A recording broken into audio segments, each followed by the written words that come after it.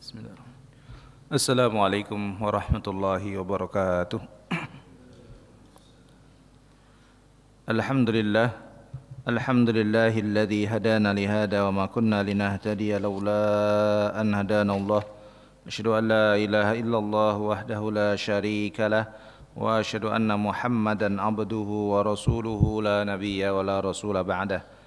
يقول تبارك وتعالى في القرآن الكريم يا أيها الذين آمنوا اتقوا الله حق تقاته ولا تموتن إلا وأنتم مسلمون يا أيها الذين آمنوا اتقوا الله قولوا قولا سديدا يصلح لكم أعمالكم ويغفر لكم ذنوبكم ومن يطع الله ورسوله فقد فاز فوزا عظيما Allahumma salli ala Muhammad wa ala alihi wa sahbihi wa man tabi'ahum bi ihsanin ila yaumiddin.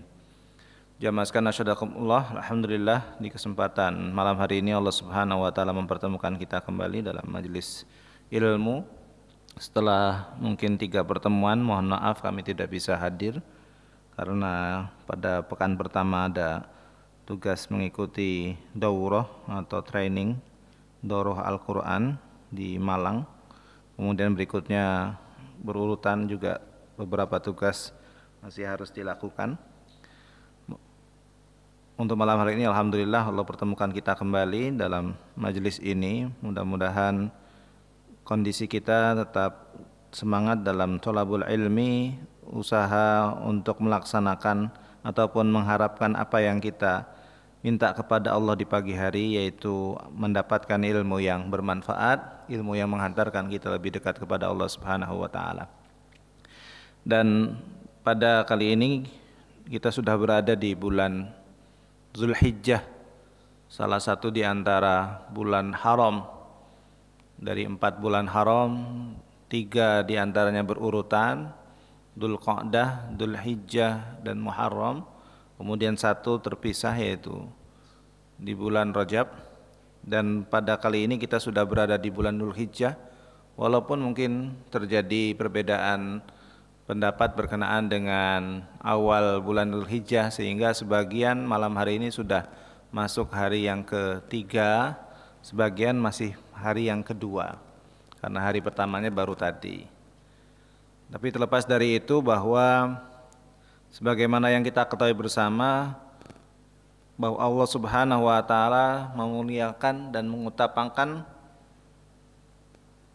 bulan haram di antaranya bulan Dzulhijjah, dan di bulan Dzulhijjah ini ada pengkhususan terutama pada 10 hari pertamanya. Ya, 10 hari pertamanya. Sebelum kita membahas tentang keutamaan dari 10 hari pertama bulan Dzulhijjah, kita awali dengan tentang penamaan bulan Dzulhijjah itu sendiri. Ya. Disebutkan bahwa dinamakan dengan bulan Dzulhijjah disebabkan pada bulan tersebut, ya, yaitu pada bulan mulia tersebut orang datang dari seluruh penjuru, ya, dunia menuju ke Mekah dalam rangka melaksanakan ibadah haji. Sejak Nabi Ibrahim alaihissalam beserta putranya selesai meninggikan pondasi Ka'bah, lalu kemudian Allah Subhanahu wa taala memerintahkan beliau memanggil manusia untuk datang ke sana. Yang kalau dalam riwayat disebutkan sempat Nabi Ibrahim alaihissalam menanyakan bagaimana akan sampai suara beliau kepada manusia, maka Allah Subhanahu wa taala menyampaikan, tugasmu hanya menyeru, sedangkan yang menyampaikan seruan tersebut adalah aku, kata Allah Subhanahu wa taala. Dan akhirnya sejak itulah kemudian manusia berbondong-bondong untuk datang ke Mekah dalam rangka melaksanakan ibadah haji. Terlepas ketika masa jahiliyah, beberapa pelaksanaan ibadah haji, walaupun di sana memang belum ada wukuf, ya. Nanti karena wukuf itu baru disyariatkan pada tahun ke-6 Hijriah, setelah Rasulullah SAW hijrah ke Madinah pada tahun ke-6. Itu terjadi penyelewengan, diantaranya tawaf yang dilakukan orang-orang atau jalan lari kecil mengelilingi Ka'bah itu dalam satu riwayat disebutkan tanpa menggunakan pakaian sama sekali. Ya. Yang laki-laki dilakukan di siang hari, sedangkan kalau malam hari untuk perempuan, jadi terpisah. Ya. Itu salah satu di antara penyelewengan dalam pelaksanaan ibadah pada waktu itu. Dan itu pun yang kemudian menjadikan Rasulullah SAW untuk urusan menziarahi Ka'bah itu ketika beliau berada di Madinah pun pernah mengajak sahabat-sahabat untuk datang ke Mekah. Hanya saja ketika Mekah pada waktu itu masih dikuasai orang-orang musyrik, tidak diperkenankan, sehingga ketika sampai di Hudaybiyah beliau beserta dengan para sahabat tertahan, tidak bisa masuk ke Mekah, dan disitulah kemudian terjadi perjanjian Hudaybiyah. Ya. Tapi kembali lagi bahwa kembali nama bulan Dzulhijjah itu disebabkan karena pada bulan mulia itu orang-orang dari segala penjuru dunia datang menuju Mekah untuk melaksanakan haji. Jadi, orang berkumpul di sana untuk melaksanakan ibadah haji. Kemudian berikutnya berkenaan dengan fadilah 10 hari pertama bulan Dzulhijjah. Yang pertama berkenaan bahwa bulan Dzulhijjah termasuk bulan haram. Sebagaimana sabda Rasulullah sallallahu alaihi wasallam, Inna zamana qad istadara kahayatihi yauma khalaqallahu as-samawati wal ard. As-sanatu 12 syahran minha arba'atun hurum thalathun mutawaliyat Dzulqa'dah wa Dzulhijjah wal Muharram wa Rajabu mudar alladhi baina Jumada wa Sya'ban. Sesungguhnya waktu telah berputar sebagaimana mestinya. Hal ini ditetapkan pada waktu Allah menciptakan langit dan bumi. As-sanah 12 syahran, 1 tahun itu ada 12 bulan. 12 bulan. Minha arba'atun hurum, di antara 12 bulan itu ada 4 bulan haram. Salasun mutawaliyat, 3-nya beriringan, Tiganya beriringan, berturut-turut. Dzulqa'dah, Dzulhijjah dan Muharram. Kemudian Rajab yang biasa disebut diagungkan oleh Bani Mudhar yang berada di antara Jumadil Akhir dan Sya'ban. Jumadil Akhir, Rajab, Sya'ban, berarti Jumadil Akhir, antara Jumadil Akhir dan Sya'ban. Hadis rawahu Bukhari, hadis ini diriwayatkan oleh Imam Bukhari.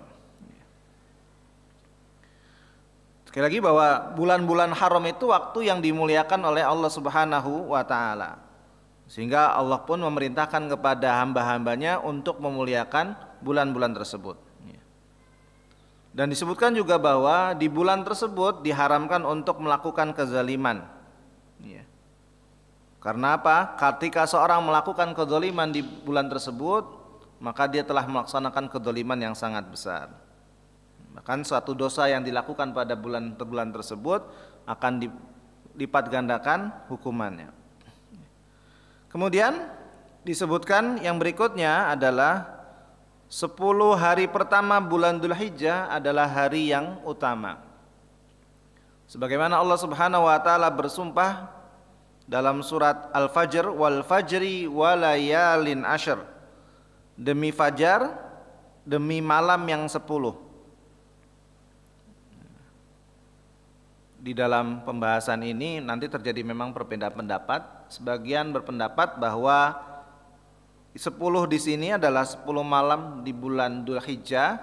Sebagian juga berpendapat 10 malam di bulan Ramadan. Tapi kemudian disebutkan salah satu yang berpendapat tentang makna dari walayalin asyri itu adalah 10 hari di bulan Dzulhijjah, sebagaimana pendapat Ibnu Abbas, Ibnu Zubair dan Mujahid. Sebagaimana juga hadis yang diriwayatkan oleh Jabir bin Abdullah radhiyallahu anhuma, salah seorang sahabat Ansor yang banyak meriwayatkan hadis juga dari Rasulullah SAW. Afdalu ayyamid dunya ayyamal ashr. hari-hari yang utama di dunia itu adalah 10 hari pertama di bulan Dzulhijjah. Ya, hadis sahih. Ya, seperti itu. Kemudian juga berkenaan dengan hadis yang menyebutkan pada hari-hari tersebut adalah amal yang dilakukan oleh seseorang paling dicintai oleh Allah Subhanahu wa taala. Hadis ini sebagaimana sabda Rasulullah SAW, "Ma min ayyamin al-amalus salih fihinna ahabbu ilallahi min hadhil ayyam al-ashar."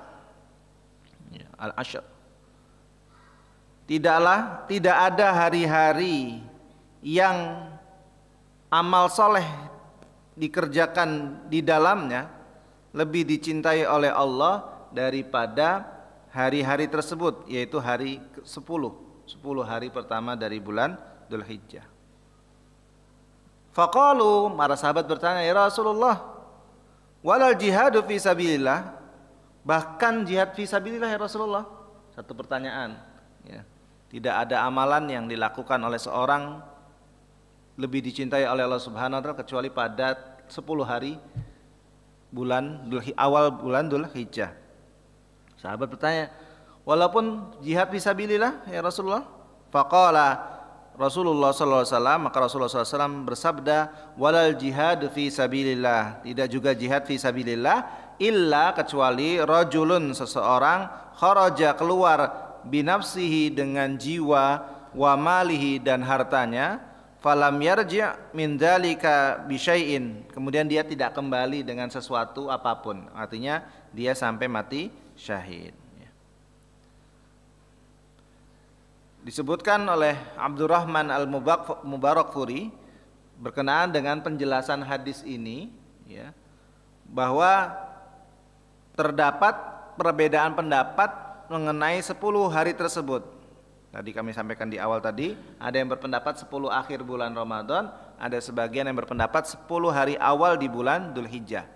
Jadi kalau yang pertama 10 akhirnya bulan Ramadan, sebagaimana yang sudah kita lewati bulan Ramadan kemarin, atau 10, dan yang kedua pendapatnya adalah 10 hari pertama bulan Dzulhijjah.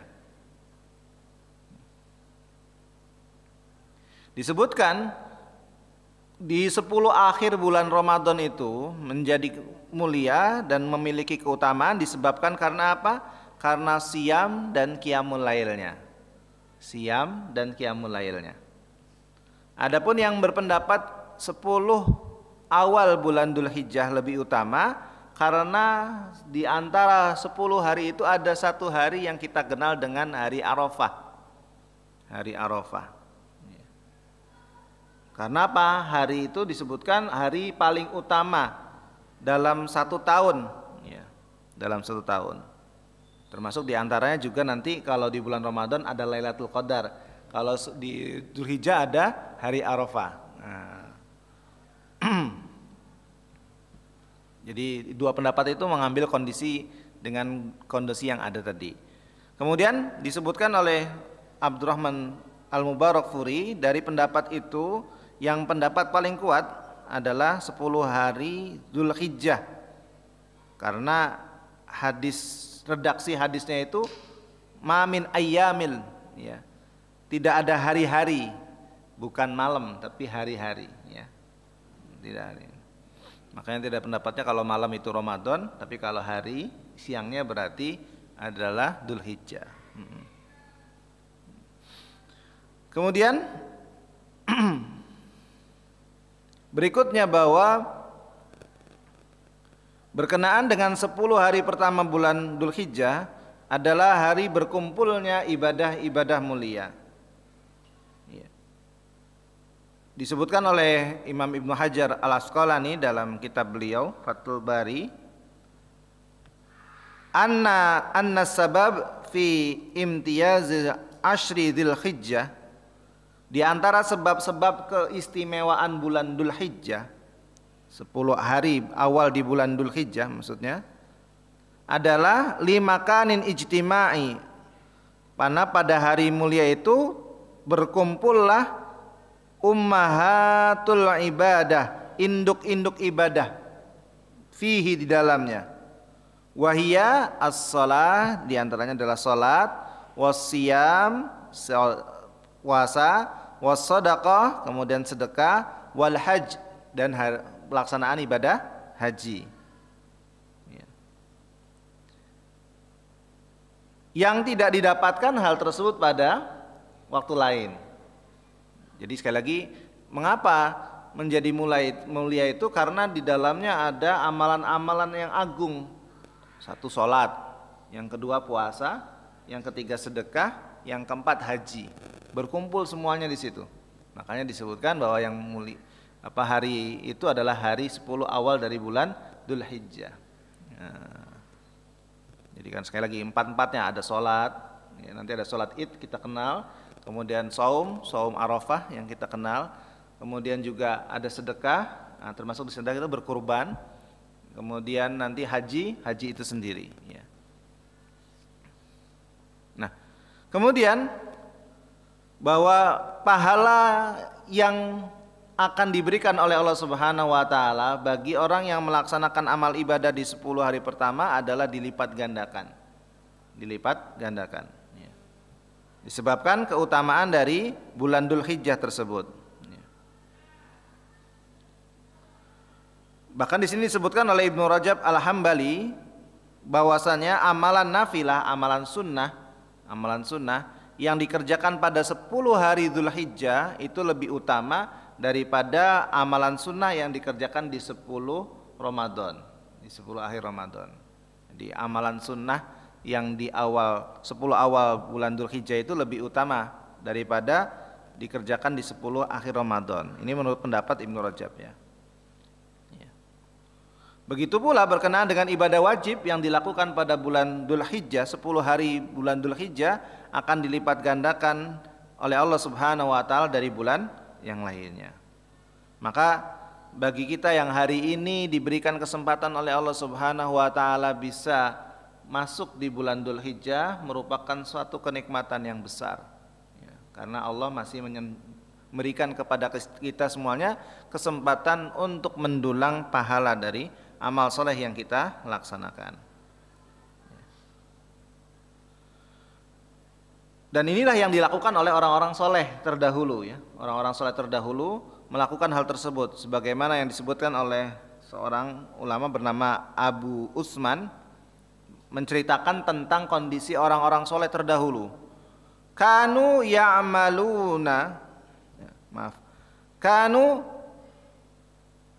yu'azzimuna, mereka itu mengagungkan salasa asyarat ya. 10 hari yang 3. Al-ashru al-awwal minal Muharram, 10 hari awal di bulan Muharram. Kemudian wal ashru al-awwalu min Dzulhijjah, 10 awal dari bulan Dzulhijjah, wal ashrul awakhir min Ramadan, 10 akhir di bulan Ramadan. Jadi Abu Usman rahimahullah menceritakan kondisi orang-orang soleh terdahulu, para sahabat, tabi'in, tabi'in, berkenaan dengan apa yang mereka lakukan, bahwa mereka itu mengagungkan di 10 hari di 3 bulan. Pertama 10 awal bulan Muharram, kemudian 10 awal bulan Dzulhijjah, dan 10 akhir di bulan Ramadan. Jadi yang awal 2 bulan yaitu Muharram sama Dzulhijjah, sedangkan yang akhir di bulan Ramadan. Makanya kemudian kita akan dapati mereka betul-betul memaksimalkan dalam amal ibadah ya, maksimalkan dalam amal ibadah. Sebagaimana juga yang disebutkan oleh seorang tabi'in namanya Sa'id bin Jubair rahimahullah, bahwasanya idza dakhala ayyamal asyar, jika beliau Sa'id bin Jubair ini masuk ke 10 awal bulan Dzulhijjah, ijtihadan syadidan, beliau bersungguh-sungguh dalam beramal soleh. Nanti masih ada hubungannya dengan juga pembahasan kita di Riyadhus Shalihin tentang bersungguh-sungguh dalam beramal soleh. Hatta ma yakadu yaqdiru alaihi, hingga hampir saja dia tidak sanggup mengamalkannya. Saking semangatnya, saking bersungguh-sungguhnya, sampai kondisinya dia tidak sanggup mengamalkannya. Ya. Saking semangatnya seperti itu. Ya. Ya. Nah, jamaah sekalian nasyadakumullah, lalu amalan apa yang kemudian dianjurkan di 10 hari pertama bulan Dzulhijjah ini? Sebagaimana tadi kami sampaikan juga sudah ada di awal. Yang pertama dianjurkan di bulan Dzulhijjah untuk melaksanakan atau disunnahkan untuk melaksanakan yang pertama as-siyam, puasa.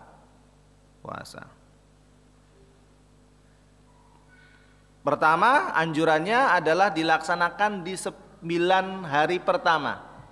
Karena di hari 10 sudah tidak boleh puasa, haram. Tanggal 10 Dzulhijjah haram untuk melaksanakan puasa. Jadi anjurannya dari mulai tanggal 1, 2, 3, 4, 5, 6, 7 sampai 9 itu melaksanakan puasa sunnah.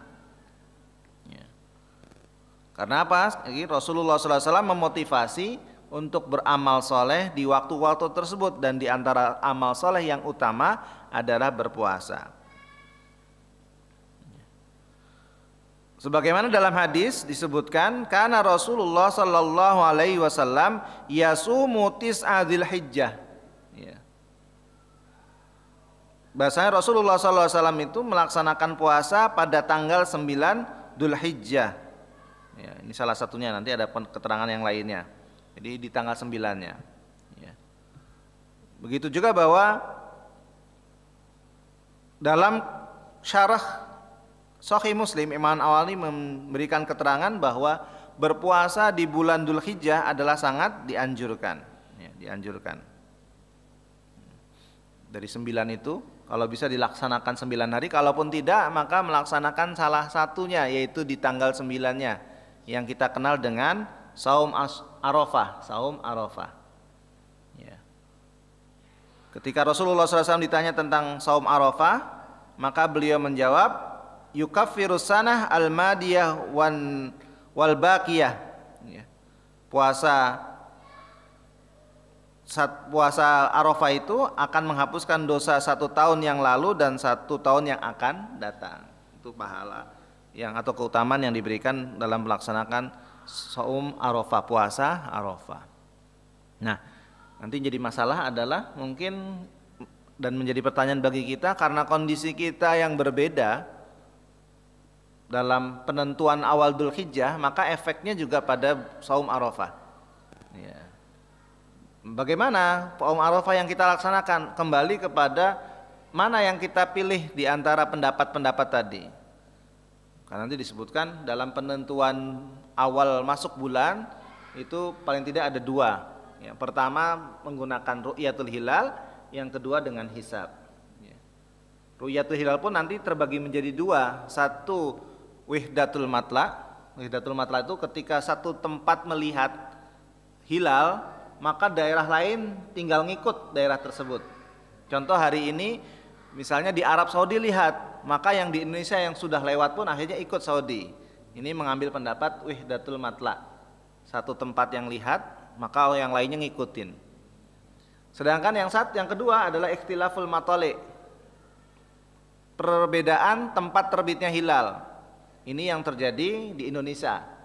Di Indonesia, karena di Indonesia tidak terlihat, maka dalam hal ini yang berwenang memutuskan bahwasanya bulan Dzulqa'dah digenapkan, masuk bulan Dzulhijjah pada hari berikutnya, sehingga berbeda sehari dengan bulan di negara Arab Saudi.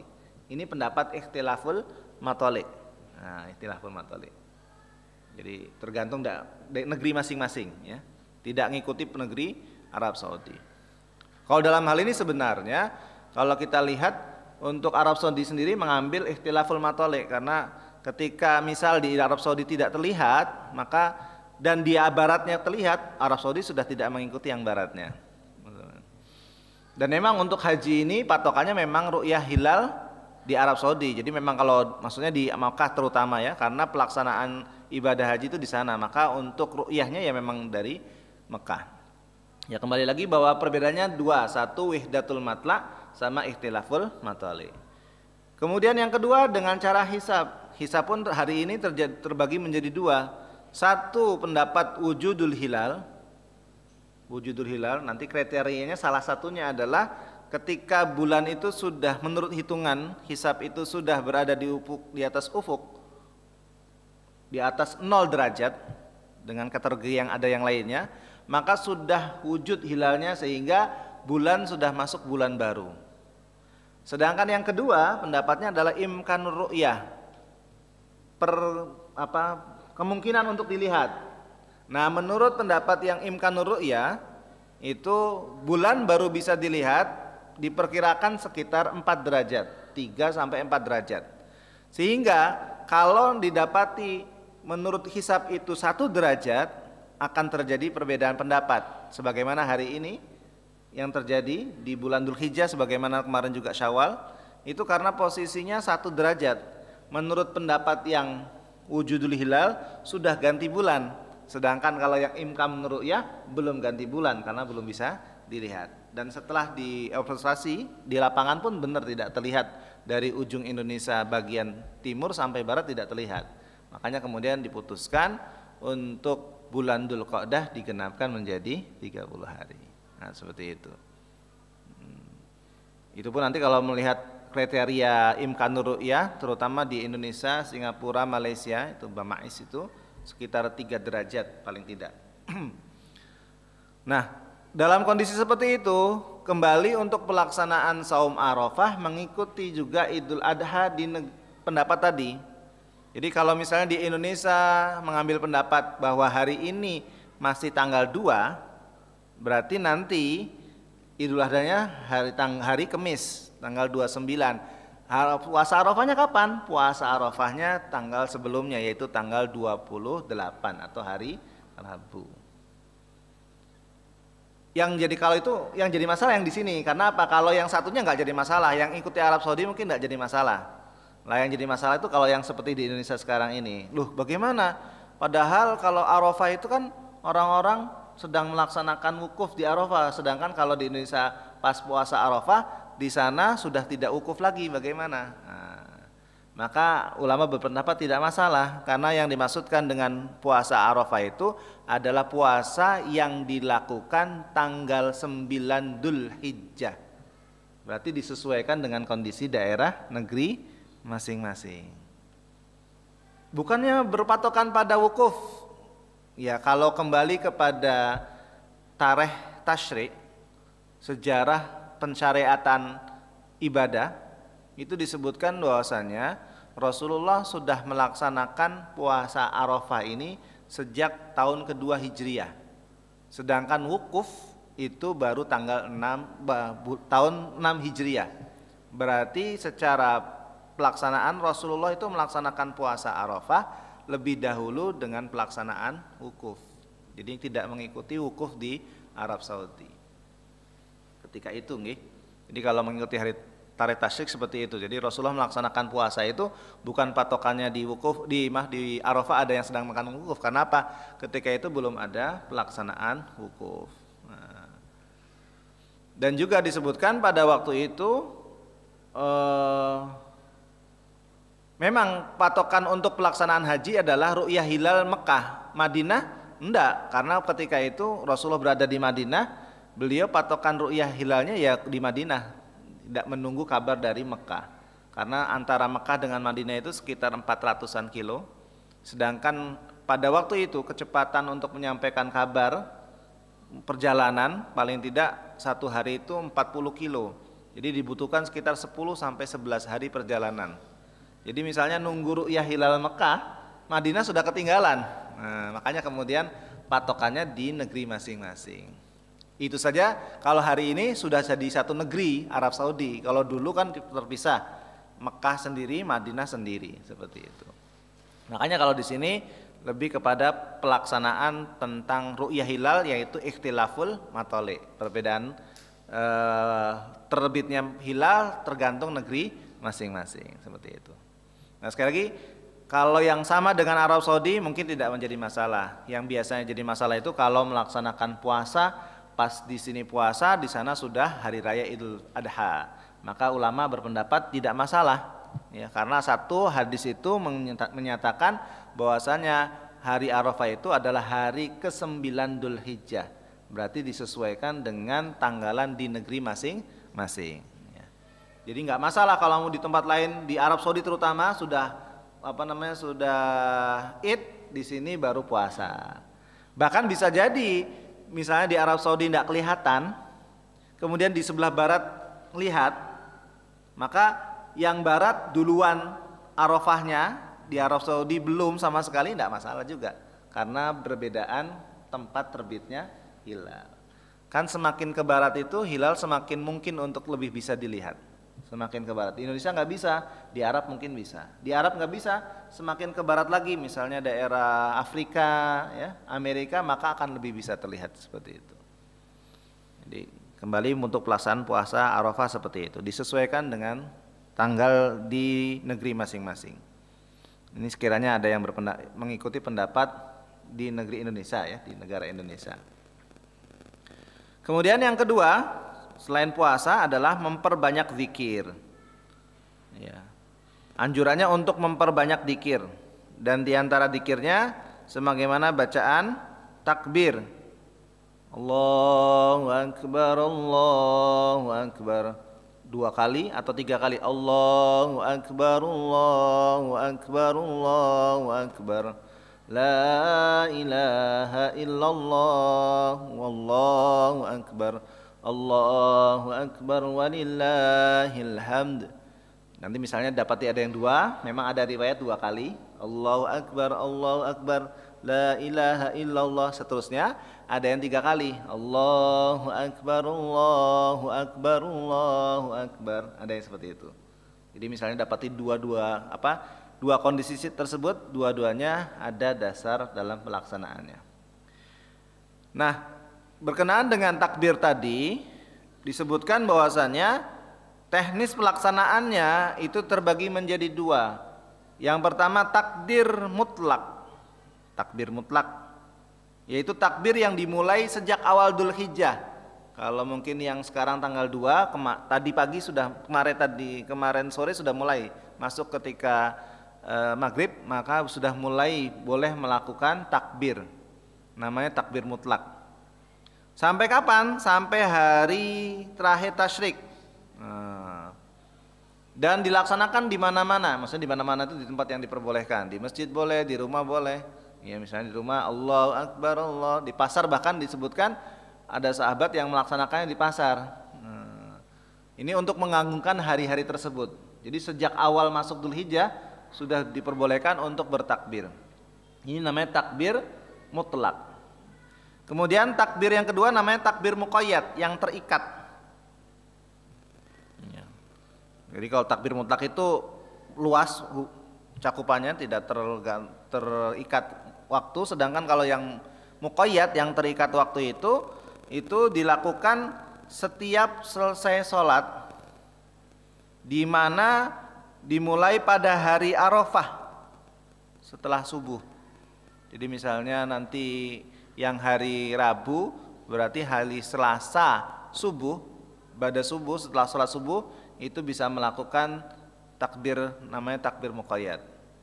Misalnya habis salam sholat, ya, ada imam Allahu Akbar, Allahu Akbar, la ilaha illallah, wallahu akbar, Allahu Akbar walillahil hamd. Itu berarti melaksanakan takbir muqayyad. Jadi setelah subuh di hari Arafah. Setiap selesai sholat, ya, habis selesai sholat. Nanti selesai sholat duhur iya, asar iya, maghrib iya, isya iya. Terus sampai kapan? Sampai nanti hari tasyrik terakhir di sholat asar. Sholat asar. Jadi tanggal 13 sholat asar, selesai sholat asar masih takbir, nanti setelah sholat maghribnya sudah tidak. Nah, itu takbir muqayyad, yang terikat. Berarti kalau sekarang ada yang takbiran, boleh-boleh aja, ya. Ini berarti takbir mutlak karena sudah masuk bulan Dzulhijjah. Ya. Kita belum bisa mempraktekkan sebagaimana sahabat, kalau tidak salah Abdullah bin Abbas atau Abdullah bin Umar yang takbiran di pasar. Kemudian yang ketiga adalah menyembelih udhiyah, menyembelih binatang, kalau kita membahasakannya kurban, ya. Kurban. Aslinya udhiyah ya, kurban. Dan di sini disebutkan bahwasanya Rasulullah SAW tidak pernah meninggalkan ibadah udhiyah. Karena apa? Karena di dalamnya banyak sekali keutamaan. Bahkan disebutkan pada haji wada, itu beliau berudhiyah, berkurban dengan 100 ekor unta. 100 ekor unta. Pada haji wada, haji terakhir beliau ya. Haji terakhir sampai 100 ekor. 63 diantaranya beliau sembelih dengan tangan mulia beliau sendiri. Kan bedanya kalau nahr itu, kalau unta kan nahr namanya, di bagian bawah, cuma di set gitu ya, di bagian leher bagian bawah. Nah itu beliau melakukan pada 63 unta yang beliau kurbankan. Sisanya diberikan kepada yang lain tugasnya. Tapi sekali lagi riwayatnya sampai 100 unta. Berapa banyak berarti ini? Banyak sekali. Iya. Untuk waktu-waktu yang lainnya disebutkan beliau itu berkorban 2 ekor domba warna putih, ya. Yang mana warna putih yang lebih banyak warnanya daripada warna hitam. 2 domba. Disebutkan yang pertama itu beliau berkata ini untukku dan keluargaku, nanti yang satunya untukku dan umatku. Seperti itu. Jadi 2 ekor kurban. Apakah harus 2? Enggak ya. Kalau 1 cukup 1 saja ya. Dan itu pun berlaku untuk satu keluarga, cukup 1. Loh kalau ada yang mau berkurban yang lainnya silahkan. Misalnya sudah udah ada keluarga, anaknya sudah punya penghasilan, pengen kurban juga, ya nggak apa-apa, nggak apa-apa. Tapi sekali lagi, kalaupun 1 pun tidak apa-apa. Tapi kalau sekiranya di antara anggota keluarga punya kelebihan harta pengen berkurban juga dengan nama sendiri, maka juga tidak mengapa.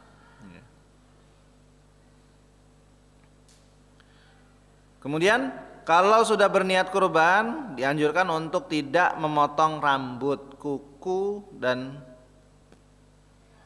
kulitnya. Maksudnya tidak memotong rambut, ini menurut kita ya, kuku ya, motong kuku, motong rambut ya, bagi yang mau udhiyah. Ini berlaku bagi kalau keluarga bapaknya berarti ya. Kalau keluarga yang lainnya anak tidak. Nah, walaupun nanti dalam hal pahala untuk bapak yang berkurban, maka di beliau dan juga keluarganya mendapatkan pahalanya. Kemudian yang keempat adalah memperbanyak doa.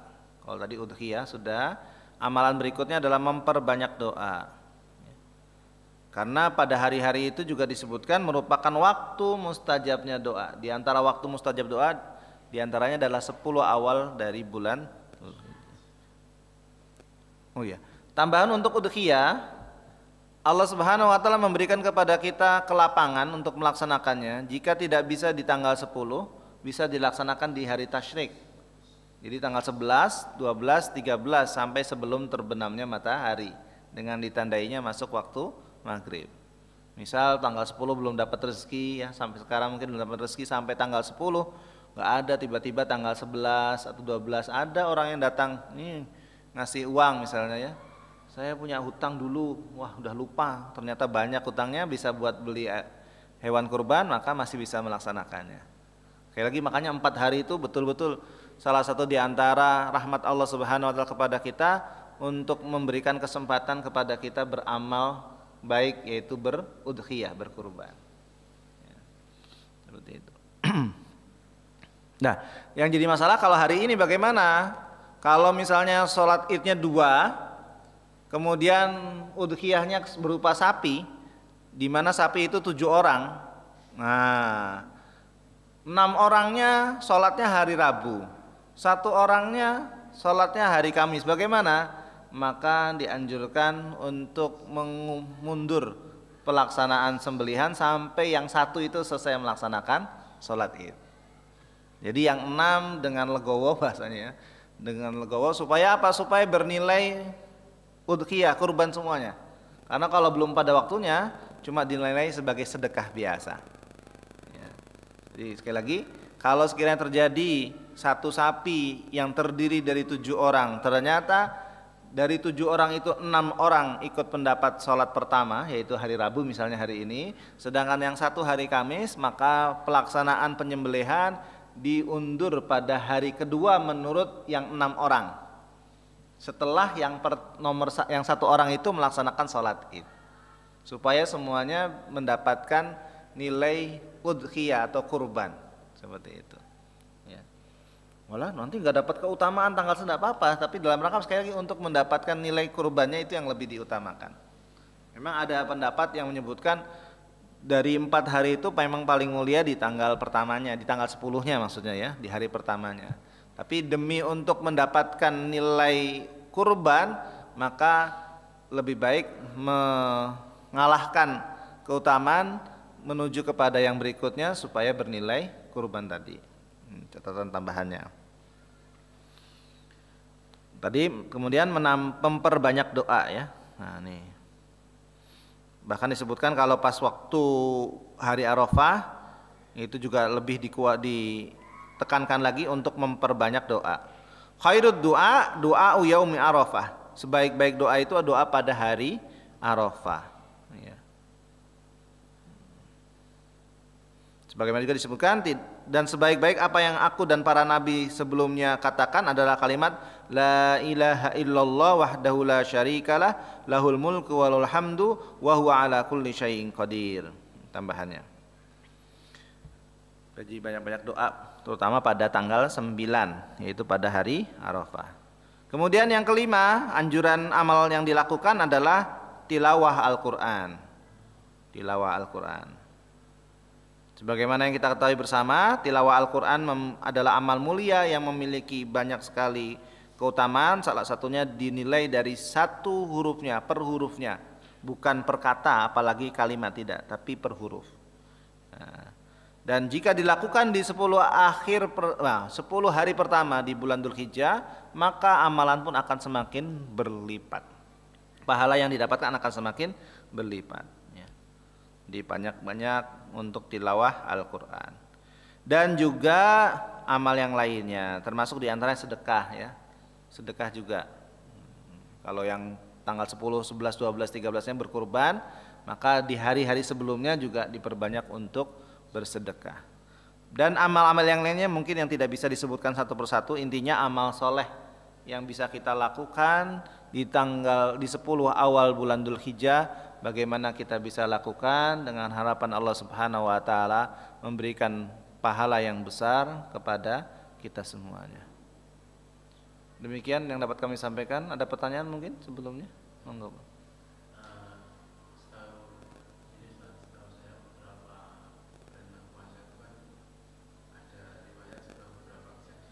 Iya.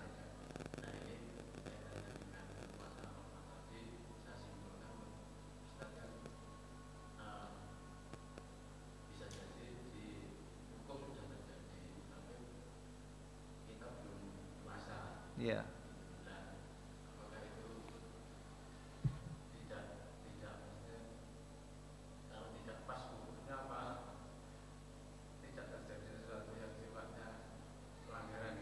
Oh, baik. Karena yang saya tahu puasa Arafah itu kan dikatakan puasa Arafah itu kan menurut saya dasarnya kan ada sebuah kejadian ibadah haji yang betul-betul wukuf di Arafah. Kalau misalkan pas tidak kejadian dan kita belum puasa atau seperti apa kan nggak pas gitu. Baik. Ya. Kembali kepada yang tadi kami sampaikan berkenaan dengan Arafah sendiri, kan tadi ada perbedaan. Satu, berpatok pada tempat, yaitu terjadinya wukuf di Arafah, padang Arafah. Tapi juga ada yang berpendapat bahwasanya Arafah itu adalah dari waktu, yaitu tanggal 9 Dzulhijjah. Jadi yang satu berpendapat tempat, yaitu di Arafah, terjadinya wukuf, sedangkan yang satu berpendapat pada tanggalnya, yaitu tanggal 9 Dzulhijjahnya. Nah, kami sampaikan sebagaimana tadi di awal, kalau terjadi perbedaan tersebut tidak menjadi masalah, karena dulu saja Rasulullah SAW ketika melaksanakan puasa Arafah, di mana puasa Arafah itu diperintahkan, turunnya perintah untuk melaksanakan ataupun turunnya pelaksanaan puasa Arafah itu di tahun kedua Hijriah. Sebelum siap wukuf. Dan sedangkan wukuf itu baru tanggal 6 Hijriah. Berarti tahun kedua, 3, 4, 5, 4 tahun ini beliau puasa Arafah itu ketika di Mekah tidak ada yang wukuf. Baru bulan tahun ke-6 baru ada wukuf. Artinya apa dari sini disebutkan bahwasanya lebih kepada tanggal 9-nya. 9 Dzulhijjah. Ini yang pertama. Dan juga disebutkan tadi karena proses penyampaian kabar itu yang sedemikian sulit pada waktu itu. Misalnya di Mekah dapat hilal ya, Madinah nggak akan nunggu kabar dari Mekah karena apa? Kalau nunggu sudah lewat nanti. Makanya Madinah pun ru'yah sendiri, ikut ru'yah sendiri sehingga apa? Tanggalnya sesuai dengan tanggal di Madinah. Tanggal 9-nya di Madinah bisa jadi sama dengan di Mekah, bisa jadi beda dan itu tidak menjadi masalah. Yang penting tanggal 9 Dzulhijjah. Seperti itu. Ya sebenarnya kalau mau dikembalikan yang pertama sudah cukup untuk menjadi jawaban bahwasanya Rasulullah pernah melaksanakan puasa Arafah tidak dalam kondisi di Mekah dalam melaksanakan wukuf. Enggak. Tapi karena menuntut pada itu tanggal 9-nya, 9 Dzulhijjahnya dinamakan hari Arafah seperti itu. Jadi tidak apa-apa kalaupun seperti itu. Ngaten nggih? Baik, demikian mungkin yang dapat kami sampaikan, tidak ada yang lain nggih. Mudah-mudahan bermanfaat. Kita akhiri subhanaka bihamdika asyhadu an la ilaha illa anta astaghfiruka wa atubu ilaik. Wassalamualaikum warahmatullahi wabarakatuh.